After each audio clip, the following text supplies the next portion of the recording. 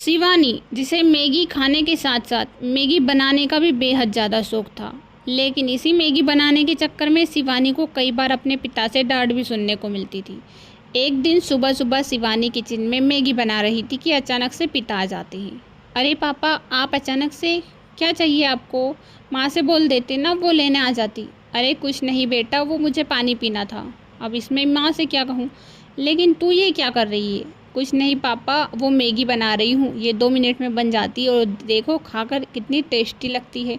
मुझे नहीं खानी है मैगी वेगी, तुझसे आज बोल दिया है, अगर घर में आज के बाद मैगी बनी तो मैं तेरी शादी करा दूँगा। अरे पापा, ये कौन सी बात हुई? मुझे मैगी का बहुत ही ज़्यादा शौक़ है और 2 मिनट में तैयार हो जाती है।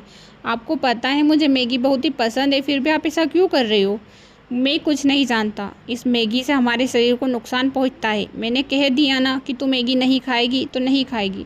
लेकिन पापा, ये भी कोई बात हुई क्या? अब क्या था? उसके पिता सिर्फ यही कहकर वहाँ से चले जाते थे।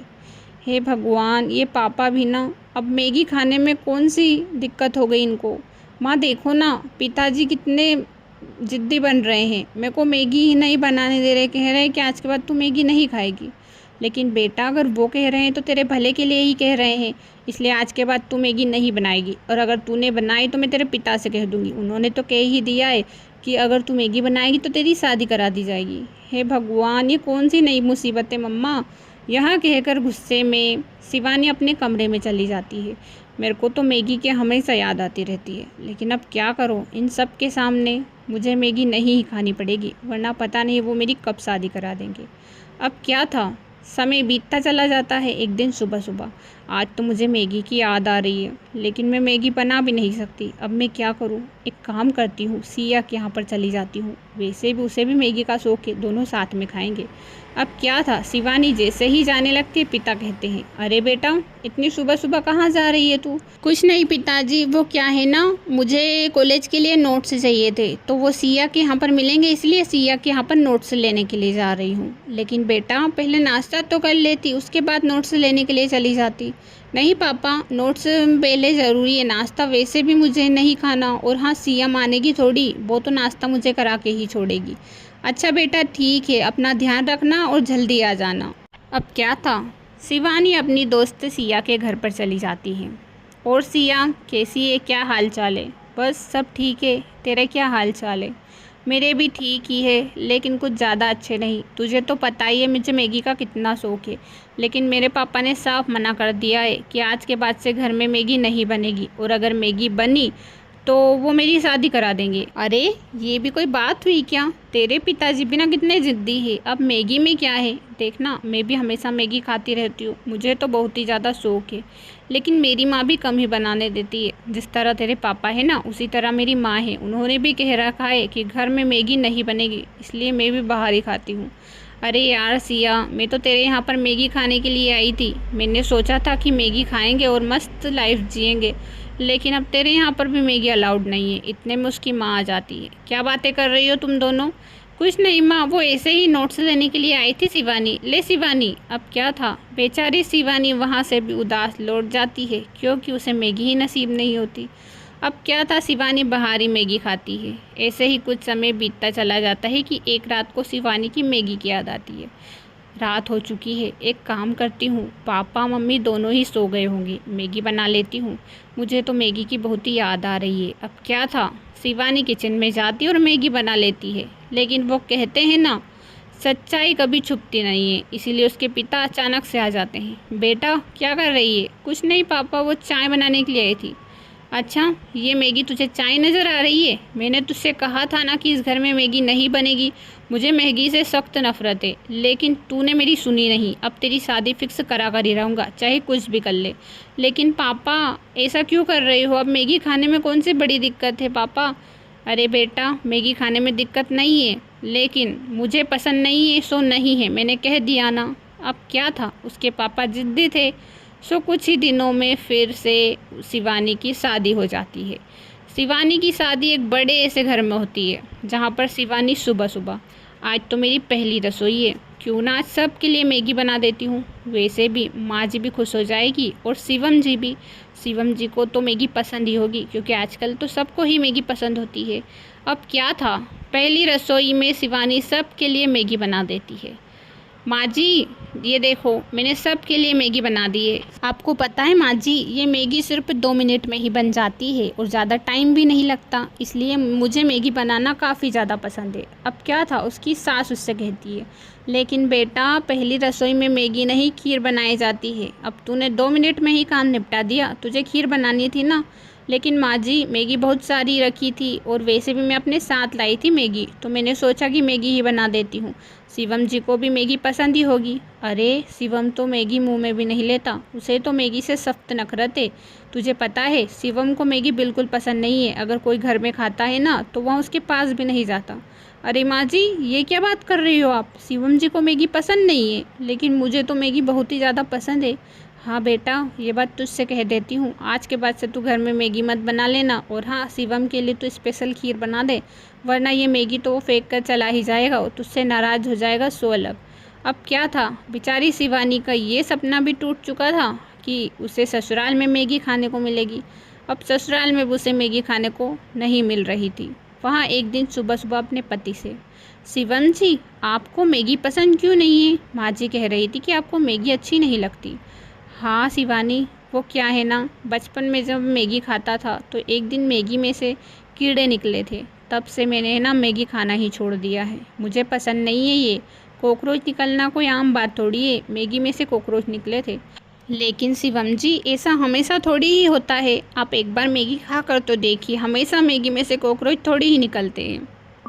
अरे शिवानी, मुझे नहीं खाना, वैसे भी मैगी शरीर को नुकसान पहुंचाती है, इससे अच्छा तो हमारा खाना ही होता है ना साधारण, अब हम मैगी क्यों खाएं? लेकिन अब क्या था, बेचारी शिवानी अपने पति के सामने कुछ नहीं कहती, क्योंकि उसे डर था कि कहीं वह पति से कह दे और वहाँ उससे पापा की तरह गुस्सा ना हो जाए। अब ऐसे ही समय बीतता है कि एक दिन रात को शिवानी को मैगी की याद आती है। आज तो मुझे मैगी की काफ़ी ज़्यादा याद आ रही है, वैसे भी शिवम जी भी सो रहे हैं, क्यों ना किचन में जाकर मैगी बना लेती हूँ। अब क्या था, शिवानी किचन में जाती है और मैगी बनाती है कि अचानक से उसका पति आ जाता है। अरे शिवानी, इतनी रात को तुम क्या कर रही हो? कुछ नहीं शिवम जी। अरे लेकिन तुम तो मैगी बना रही हो, मुझसे झूठ क्यों कह रही हो? शिवम जी, वो क्या है ना, मुझे मैगी बेहद ही पसंद है, इसीलिए मैं मैगी बना रही थी। मुझे लगा कि आप मुझसे नाराज़ ना हो जाओ, इसीलिए मैंने आपसे छुपा कर रखा कि मुझे मैगी पसंद है। पापा को है ना मैगी पसंद नहीं थी और इसी वजह से उन्होंने मेरी शादी करा दी। एक दिन मैंने घर में उनके परमिशन के बगैर मैगी बना ली थी, तो अब मैं क्या करूं? मैं वहाँ पर भी अपने मैगी खाने के सपने नहीं पूरे कर सकती और यहाँ पर भी अब मैं कहाँ खाऊं मैगी? आप ही बताइए ना, मुझे मैगी का कितना शौक है, आप सोच भी नहीं सकते। मेरी फेवरेट है मैगी। अरे बस इतनी सी बात, तुम भी ना कितनी बच्ची हो, मुझे इससे कोई फ़र्क नहीं पड़ता कि तुम मैगी खाओ या ना खाओ, अपनी अपनी सबकी पसंद होती है। अब मेरी मैगी पसंद नहीं है, इसका मतलब ये थोड़ी है कि मैं तुम्हें भी नहीं खाने दूंगा। तुम आज़ाद जी सकती हो, मैं रोक टोक करने वाला पति नहीं हूँ, तुम जितना चाहो मैगी खा सकती हो, मुझे इससे कोई दिक्कत नहीं है। अब मैं मैगी नहीं खाता हूँ तो इसका मतलब ये थोड़ी है कि मैं तुम्हें भी मैगी नहीं खाने दूंगा। लेकिन शिवम जी, आप एक बार ट्राई करके देखिए ना मैगी, क्योंकि मैगी खाओगे ना तो देखना खुश हो जाओगे। और मेरे हाथ की मैगी ना सबको पसंद आती है, भले ही वो 2 मिनट में बनती है, लेकिन मेरे हाथ का टेस्ट ही अलग होता है। अच्छा ऐसी बात है क्या? फिर तो मैं अपने बीवी के हाथ की मैगी ज़रूर ट्राई करूँगा। अब क्या था, शिवम और शिवानी दोनों ही मैगी ट्राई करते हैं और खुशी खुशी शिवानी बेहद खुश थी, क्योंकि उसके पति ने मैगी खाने की परमिशन जो देती थी, मैगी की परमिशन मतलब शिवानी की जान में जान आ जाती है। अब वह हर रोज़ बिना किसी की रोक टोक के मैगी खाने लगती है। तो कैसी लगी हमारी मैगी की कहानी, आप भी बताइएगा। भले इसमें टाइम लगा हो, मैगी बनाने में टाइम नहीं लगता। कहानी पसंद आए तो चैनल को सब्सक्राइब करें, वीडियो को लाइक करें, बेल आइकन को प्रेस करें। Thanks for watching. रमेश अपनी सौतेली माँ वसुंधरा और पत्नी गीता के साथ रहा करता था। वसुंधरा उसकी सौतेली माँ थी, इसलिए उसका व्यवहार रमेश के प्रति बिल्कुल अच्छा नहीं था। वह हमेशा रमेश को ताने सुनाती रहती थी, लेकिन यह बात गीता को बिल्कुल भी अच्छी नहीं लगती थी, क्योंकि गीता जानती थी कि रमेश कितना ईमानदार है और अपनी माँ से कितना प्यार करता है। एक दिन सुबह सुबह, अरे रमेश कहाँ जा रहा है तू? कुछ नहीं माँ, वो आज मजदूरी के लिए जा रहा था। तो आज मजदूरी के लिए नहीं जाएगा, मेरे साथ मार्केट चलेगा, मुझे कुछ सामान लाना है तो इसीलिए। लेकिन माँ, मेरे पास अभी पैसे नहीं हैं, तो आप सामान कैसे लाओगी? अरे, तू हमेशा जब मैं बोलती हूँ तो बहाना बनाता है, पैसे नहीं है, पैसे नहीं है। कुछ भी हो, अगर तू नहीं जाएगा तो मुझे कुछ पैसे देकर जा, वरना मैं तुझे इस घर से निकाल दूँगी। अच्छा माँ, ठीक है, मैं गीता से मांगकर आपको दे देता हूँ।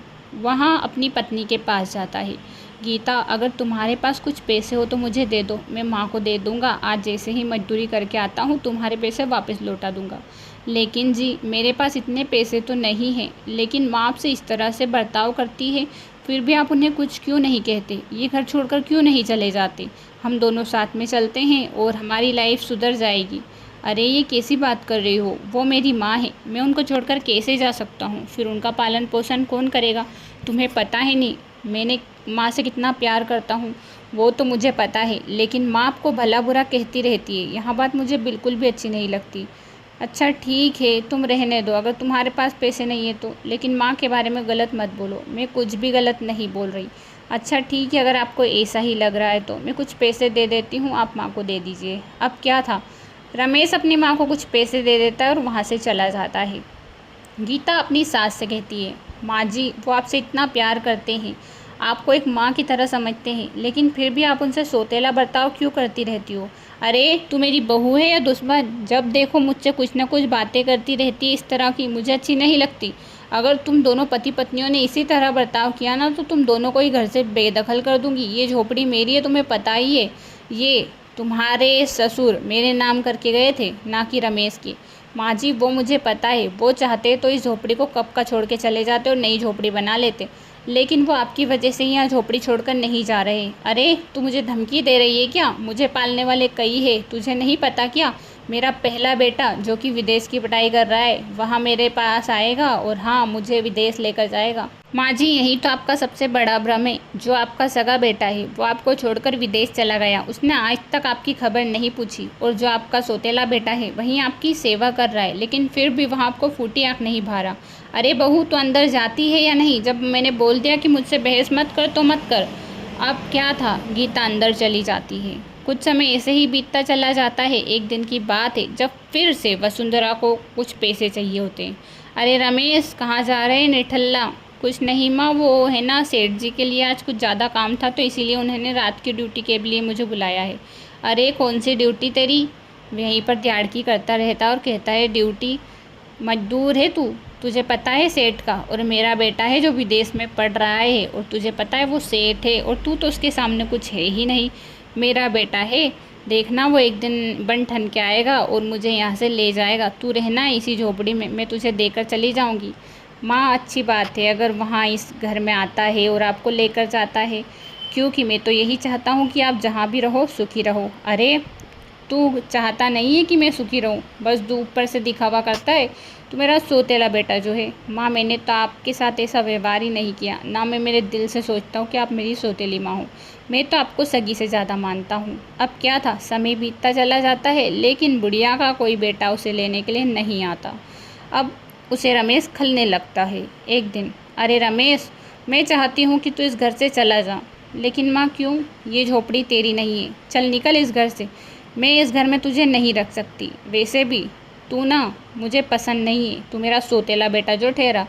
माँ, लेकिन आपकी सेवा पूजा कौन करेगा? आप अकेली रहोगी, मुझे अच्छा नहीं लगेगा। मैं तो कब का छोड़ के जाता था, लेकिन आपकी वजह से ही नहीं जा रहा। माँ, आप क्या बोल रही हो ये? अरे मुझे पता है, तू ना मेरे पास जो सोने की चीज़ें हैं वहाँ हड़पना चाहता है। मेरे मरते ही वह चीज़ें मैं तुझे नहीं दूंगी, मेरे बेटे को दूंगी। और हाँ, तू यहाँ से निकल जा, ये झोपड़ी मेरी है, तेरी नहीं है। अब क्या था, रमेश और गीता को बूढ़ियाँ घर से बाहर निकाल देती है। रमेश अपनी पत्नी से, अरे भाग्यवान, तुम चिंता मत करो, मैं देखना सेठ जी से बात करूँगा और वो है ना मुझे फिर से काम पे रख लेंगे। लेकिन सेठ जी ने क्या आपको काम से निकाल दिया क्या? हाँ, आज सुबह ही उन्होंने मुझे काम से निकाल दिया, क्योंकि उनके यहाँ पर चोरी हो गई और चोरी का इल्ज़ाम मुझ पर लगा दिया गया। अरे, जब किस्मत साथ नहीं देती ना तो किसी भी तरफ से नहीं देती। मुझे इस चीज़ से कोई दिक्कत नहीं है, मुझे लगता है कि हमें इस गांव को ही छोड़कर चले जाना चाहिए। हाँ, तुम ये सही कह रही हो, मुझे भी यही लगता है, लेकिन मैं तुम्हारे लिए ही बोल रहा था। मुझे लगा था कि तुम इस गांव में रहना पसंद करोगी। ऐसा कुछ भी नहीं है, जहाँ आप रहोगे वहीं तो मेरी जन्नत है, इसलिए मैं आपके साथ ही चलूँगी। चलिए हम दूसरे गांव चलते हैं। अब क्या था, गीता और उसका पति रमेश दोनों ही दूसरे गांव के लिए रवाना हो जाते हैं। वहाँ एक पेड़ के नीचे बैठते हैं। अरे गीता, तुम्हें भूख लग रही होगी, मैं तुम्हारे लिए खाने को कुछ लाता हूँ। नहीं नहीं, मुझे कुछ भूख नहीं लग रही, पास में ही एक गांव है, मुझे लगता है कि हमें यहीं पर काम ढूंढ लेना चाहिए, मैं भी आपकी मदद करूँगी। नहीं गीता, मैं तुम्हें काम नहीं करने दूँगा, मैं ही कर लूँगा। तुम्हें तो पता ही है कि मैं मेहनत से कमाता हूँ और मेहनत से ही खाता हूँ, इसलिए हर कोई मुझे नौकरी पर रख लेगा। अब क्या था, दूसरे गांव में वहाँ जब काम ढूंढते हैं तो उन्हें कोई काम नहीं देता, क्योंकि सेठ की पहचान दूर दूर तक थी। इसीलिए रमेश को उसने इतना बदनाम कर दिया था कि आसपास के गांव वाले भी उसे काम देने को तैयार ही नहीं थे। गीता, मुझे तो कुछ समझ ही नहीं आ रहा, ना तो हमारे पास खाने के लिए 2 वक्त की रोटी है और ना ही मुझे कोई नौकरी दे रहा है, क्योंकि यहाँ पर सब दूर बदनाम हूँ। सबको लगता है कि मैं एक चोर हूँ। मुझे पता है आप चोर नहीं हो, मुझे पूरा विश्वास है। चलिए ना, पास में एक जंगल है, वहाँ पर मैंने एक झोपड़ी देखी है, हम उसी में चलते हैं, उसी में रात गुजारते हैं और खाने को आसपास से कुछ मिल ही जाएगा। हाँ, तुम सही कह रही हो। अब क्या था, गीता और रमेश दोनों उस झोपड़ी में चले जाते हैं। अंदर जैसे ही जाते हैं तो दोनों ही कहते हैं, अरे वाह, ये तो देखने में तो बड़ी ही सुंदर है, मुझे तो कुछ अलग ही एहसास हो रहा है इसमें। हाँ हाँ गीता, तुम तो बिल्कुल सही कह रही हो, यहाँ झोपड़ी तो मुझे भी अच्छी लग रही है, हम तो अब इसी में ही रहेंगे। गीता बैठी बैठी अफसोस करती है, काश कि हमारे पास कुछ राशन का सामान होता तो हमें खाना ही बना लेती। काश कि हमारे पास बना बनाया खाना होता तो कितना अच्छा होता। अब दोनों जब यहाँ बात सोच ही रहे थे कि अचानक से जादू से उनके पास खाना आ जाता है। अरे गीता, ये क्या है, अचानक से ये खाना कैसे आ गया? हाँ, ये देखकर तो मैं भी हैरान हूँ। मुझे लगता है कि यहाँ झोपड़ी जादुई तो नहीं, मुझे लगता है कि हमें कुछ पैसों की ज़रूरत है। काश कि हमारे पास कुछ पैसे आ जाए, इतने की झोपड़ी में से पैसे आ जाते हैं। अरे वाह गीता, सच में ये तो जादुई झोपड़ी है, मतलब कि इस झोपड़ी में से जो भी मांगो वहाँ आ जाता है क्या? हाँ रमेश जी, यहाँ बात बिल्कुल सही है, आप कुछ भी मांग कर देखो, आ जाएगा। हमारे पास खटिया नहीं है, काश कि हमारे पास एक खटिया होती तो हम आराम से सो पाते, इतने में से खटिया आ जाती है। अरे वाह गीता, सच में तो जादुई झोपड़ी है, मतलब कि अब मुझे काम करने की ज़रूरत भी नहीं होगी। हाँ हाँ रमेश जी, अब आपको काम ढूंढने की ज़रूरत कहाँ से होगी? लेकिन मैं तो मेहनत के कमाना चाहता हूँ, मैं नहीं चाहता कि मैं कोई ऐसी चीज़ कमाऊँ जिससे कि मुझे आगे जाके दिक्कत हो। अरे रमेश, तुम चिंता मत करो, जब तक कि तुम्हें काम नहीं मिल जाता मैं तुम्हें देती रहूँगी। जैसे ही तुम्हें काम मिल जाएगा मैं तुम्हें ज़रूरत के टाइम पर ही काम आऊँगी, इसलिए तुम मेरे पास ही रहना, क्योंकि मैं तुम्हें सहारा देती रहूँगी। मैं तुम्हारी ईमानदारी से खुश हूँ, इसीलिए मैं तुम्हें दे रही हूँ। बेईमान लोगों को आज तक मैंने इस झोपड़ी में कुछ नहीं दिया, लेकिन इस झोपड़ी में पहली बार कोई ईमानदार आया है, इसीलिए मैं तुम्हें यहाँ दे रही हूँ। मुझे बड़ी ही खुशी है कि तुम मेरी शरण में आए। अब मैं तुम्हें कभी भी उदास नहीं रहने दूंगी। तुम मुझे अपनी माँ समझो, बचपन से ही तुम अनाथ थे, तुम्हें सौतेली माँ ने इस तरह से रखा, लेकिन अब मैं तुम्हारी माँ हूँ। और हाँ, माँ कभी अपने बच्चे को दुखी नहीं देख सकती, इसलिए मैं तुम्हें कभी दुखी नहीं देख पाऊँगी। अब क्या था, रमेश और उसकी पत्नी गीता दोनों ही सुखपूर्वक ज़िंदगी बिताने लगते हैं, क्योंकि रमेश को अपनी माँ मिल चुकी थी झोपड़ी के रूप में, जो कि एक जादुई झोपड़ी थी। अब उसे कोई काम करने की ज़रूरत नहीं थी, लेकिन फिर भी रमेश मेहनत करता था और मेहनत की ही खाता था। कहानी पसंद आए तो चैनल को सब्सक्राइब, वीडियो को लाइक, बेल आइकन को प्रेस करें। Thanks for watching.